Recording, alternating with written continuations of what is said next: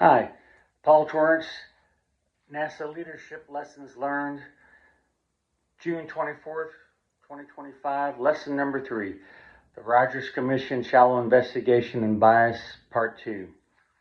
1 year before the Space Shuttle Challenger disaster, I hired in to NASA at the Johnson Space Center into the Engineering Directorate. And before I hired into NASA, I worked for a very large petrochemical company.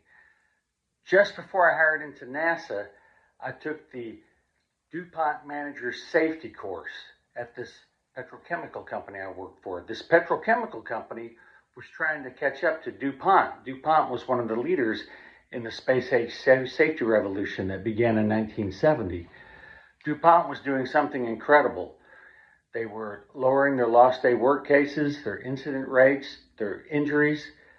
They were operating in a safe manner. And the company I worked for wanted to be like DuPont. We were benchmarking DuPont. And then I came to work for NASA. Roughly 1 decade later, working at NASA in safety and quality and reliability assurance, SRQA, once again, I took the DuPont Manager Safety course. And so NASA was trying to catch up to the petrochemical company I worked for that was trying to catch up to DuPont. So NASA was 10 years behind the petrochemical company I worked for that was 10 years behind DuPont.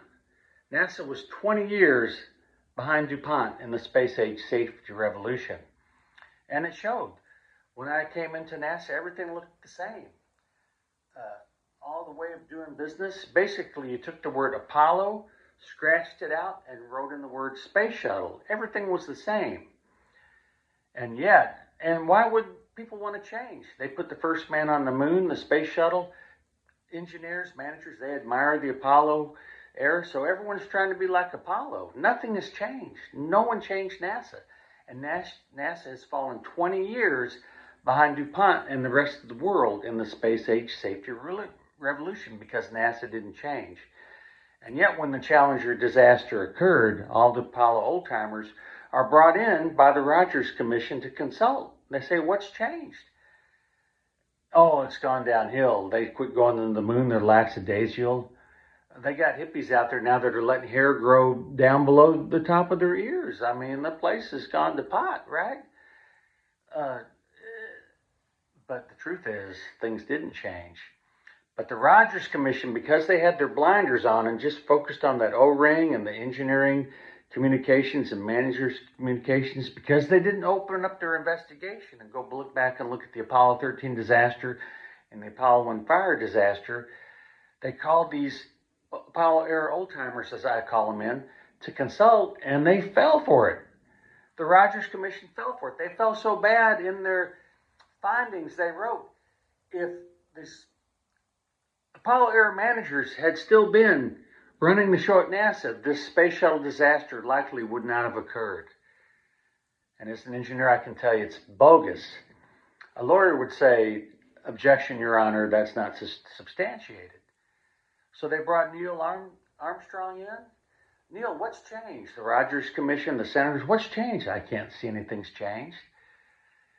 They brought Alan Aldrich in, one of the administrators for NASA. Alan, what changed? I can't see anything's changed, but maybe there should have been more self-reflection. Lessons learned. Maybe there should have been lessons learned and change. So the problem isn't that there was change and NASA became lackadaisical. The problem was there was no change, and there was no change because there was no leadership. And those engineering and manager problems of Apollo 1 fire carried into the engineering and manager problems of Apollo 13 disaster, carried into the Space Shuttle Challenger disaster, engineering and manager problems, because there was no change. There was no leadership at NASA. Up next, I'm going to give my first investigation, a general investigation of the Space Shuttle Challenger disaster.